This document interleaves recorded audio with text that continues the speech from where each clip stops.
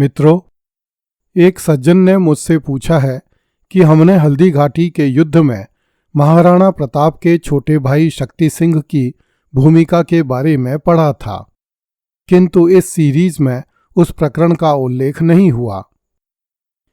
मैं इस सीरीज की 78वीं कड़ी में स्पष्ट उल्लेख कर चुका हूं कि कुंवर शक्ति सिंह अपने पिता महाराणा उदय सिंह के समय अकबर के पास गया था, किंतु जब शक्ति सिंह ने देखा कि अकबर मेवाड़ पर आक्रमण करने का विचार कर रहा है, तो शक्ति सिंह अकबर के शिविर से चला आया और उसने चित्तौड़ लौटकर अपने पिता को अकबर के निश्चय के बारे में सूचित किया। शक्ति सिंह महाराणा प्रताप के विरुद्ध कभी भी नहीं लड़ा। शक्ति सिंह के संबंध में यह भ्रम किसी भाट द्वारा लिखी गई कपोल कल्पना के कारण फैला। शक्ति सिंह के वंशजों ने मेवाड़ की बड़ी सेवा की। उसके वंशज शक्तावत कहलाते हैं। इसी प्रकार का एक स्पष्टीकरण मैं महाराणा प्रताप के घोड़े चेतक की मृत्यु के संबंध में देना चाहता हूं। न जाने किस व्यक्ति ने यह लिखा है कि जब महाराणा प्रताप हल्दी घाटी से निकलकर अकेला ही जा रहा था, तब उसके पीछे 2 मुगल सैनिक लगे हुए थे। महाराणा को अपने प्राण बचाने के लिए एक नाला पार करना था। जब महाराणा ने अपना घोड़ा उस नाले से कुदाया तो चेतक ने नाला तो पार कर लिया, किंतु स्वयं अपने पैर में चोट लगी होने के कारण मृत्यु को प्राप्त हुआ। इस प्रकरण के बहुत से मार्मिक चित्र भी बनाए गए हैं। इस संबंध में मेरा स्पष्टीकरण यह है कि जब चेतक महाराणा को हल्दी घाटी से लेकर निकला, तब महाराणा प्रताप अकेला नहीं था। हकीम खां सूरी तथा भामाशाह आदि सेनापति महाराणा के साथ थे। महाराणा का पीछा किसी मुगल सैनिक ने नहीं किया। कुछ लोगों ने लिखा है कि महाराणा का पीछा करने वाले मुगल सैनिकों को महाराणा प्रताप के भाई शक्ति सिंह ने मारा। ऐसी कोई घटना नहीं हुई थी। चेतक की मृत्यु हल्दी घाटी के मैदान से निकलने के बाद जिस स्थान पर हुई थी, वहां आज भी चेतक का स्मारक बना हुआ है।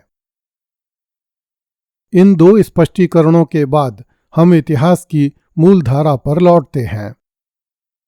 पिछली कड़ी में हमने चर्चा की थी कि जब अकबर ने पृथ्वीराज राठौड़ से कहा कि महाराणा प्रताप मेरी अधीनता स्वीकार करने को तैयार हो गया है, तब पृथ्वीराज राठौड़ ने महाराणा प्रताप को एक पत्र लिखकर सच्चाई जानना चाहा।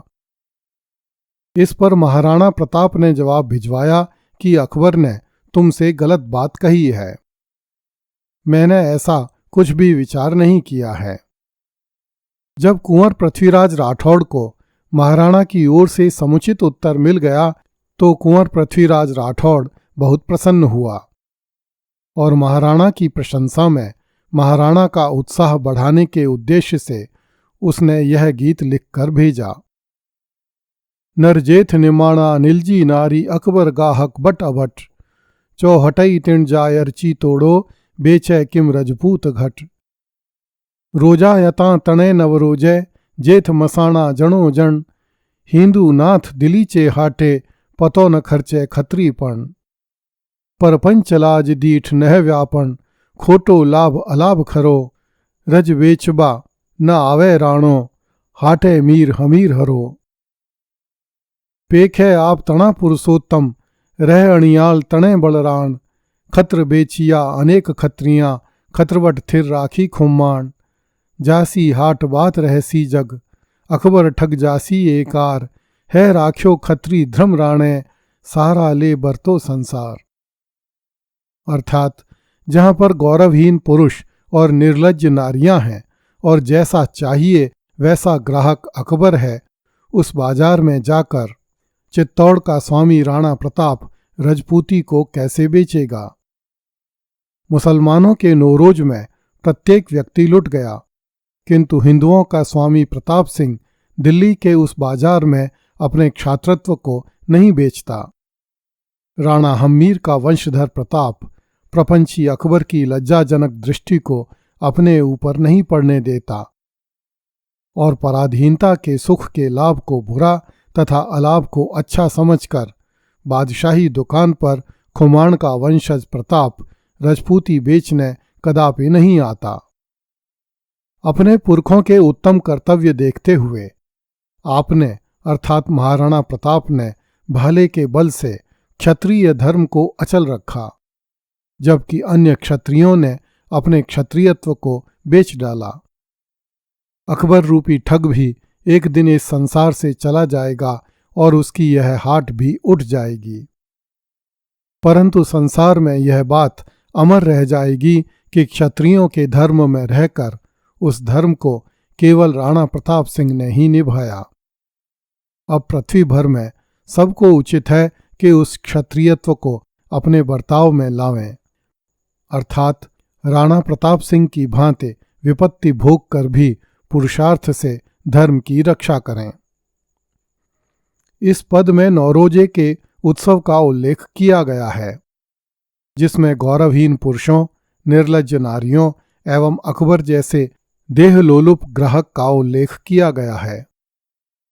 दर्शकों की सुविधा के लिए बताना समीचीन होगा कि नौरोज का उत्सव ईरानी प्रथा के अनुसार प्रत्येक नए सौर वर्ष के प्रारंभ में 1 फरवरी से 19 दिन तक मनाया जाता था। मुगल बादशाह भी यह उत्सव बहुत धूमधाम से मनाते थे। अकबर इस दौरान हिंदू राजाओं की तरह भव्य पोशाक धारण करके एवं ब्राह्मणों से तिलक लगवाकर शामियाने में बैठ जाता था। इस अवसर पर अकबर के आदेश से मीना बाजार सजाया जाता था, जिसमें मुसलमान अमीरों एवं हिंदू उमरावों की औरतें दुकानें लगाती थीं, जिन पर बादशाह तथा उसके हरम की औरतें खरीदारी किया करती थीं। रात भर नाच गाना होता था। कहीं कहीं लिखा है कि इस बाजार में केवल अकबर तथा मुगल शहजादे ही सामान खरीदने आते थे, जबकि कहीं कहीं यह भी लिखा है कि इस मेले में अकबर ही एकमात्र पुरुष होता था, शेष सब महिलाएं होती थीं। कुछ लोगों का मानना है कि अकबर देश विदेश की स्त्रियों से अपनी हवस बुझाता था। उसके हरम में देश विदेश की 5000 औरतें थीं, जो उसकी वासना पूर्ति का खिलौना भर थीं।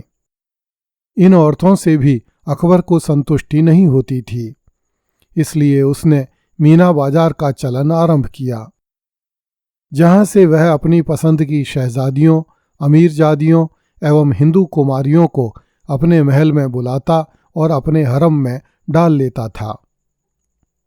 विंसेंट स्मिथ तथा अबुल फजल आदि ने अकबर के हरम का विस्तार से उल्लेख किया है। P.N. ओक ने अकबर के हरम में औरतों की स्थिति पशु समूह के समान बताई है। अबुल फजल के हवाले से सर जदुनाथ सरकार ने लिखा है कि जब किसी मुगल अथवा हिंदू अमीर की पत्नी अथवा पुत्री को अकबर के हरम में प्रवेश करने की इच्छा होती थी, तब उसे लिखित में अनुमति मांगनी होती थी और उसे 1 महीने तक शहंशाह के हरम में रहकर शहंशाह की सेवा करने के बाद अपने पति अथवा परिवार के पास लौट जाना होता था। हालांकि मुझे इतिहास की किसी पुस्तक में उल्लेख नहीं मिला, किंतु आधुनिक समय में डॉक्टर विवेक आर्य एवं नसीब सैनी जैसे बहुत से लेखक हिंदू वीरांगना किरण देवी का उल्लेख करते हैं। उनके अनुसार जब अकबर ने बीकानेर के राजकुमार पृथ्वीराज की रानी किरण देवी को अपनी हवस की शिकार बनाना चाहा, तो किरण देवी ने अपनी कटार निकालकर अकबर पर आक्रमण कर दिया। बड़ी कठिनाई से अकबर के प्राण बच सके। हालांकि आशीर्वादी लाल श्रीवास्तव, जवाहरलाल नेहरू एवं राहुल सांकृत्यायन आदि आधुनिक लेखकों ने अकबर के मीना बाजार का उल्लेख नहीं किया है, तथापि भारत के पूर्व प्रधानमंत्री अटल बिहारी वाजपेयी ने अकबर द्वारा लगाए जाने वाले मीना बाजार को धिक्कारते हुए लिखा है, मैं वीर पुत्र मेरी जननी के जगती में जौहर अपार, अकबर के पुत्रों से पूछो क्या याद उन्हें मीना बाजार, क्या याद उन्हें चित्तौड़ दुर्ग में जलने वाला आग प्रखर, जब हाय सहस्रों माताएं तिल तिल जलकर हो गईं अमर। वह बुझने वाली आग नहीं, रग रग में उसे समाये हूँ। यदि कभी अचानक फूट पड़े विप्लव लेकर तो क्या विस्मय। हिंदू तन मन हिंदू जीवन, रग रग हिंदू मेरा परिचय। अगली कड़ी में देखिए, महाराणा प्रताप के भय से अकबर कच्ची नींद सोता था, मानो उसके सिराहने सांप बैठा हो। कृपया इस चैनल को लाइक, सब्सक्राइब एवं शेयर करें। धन्यवाद।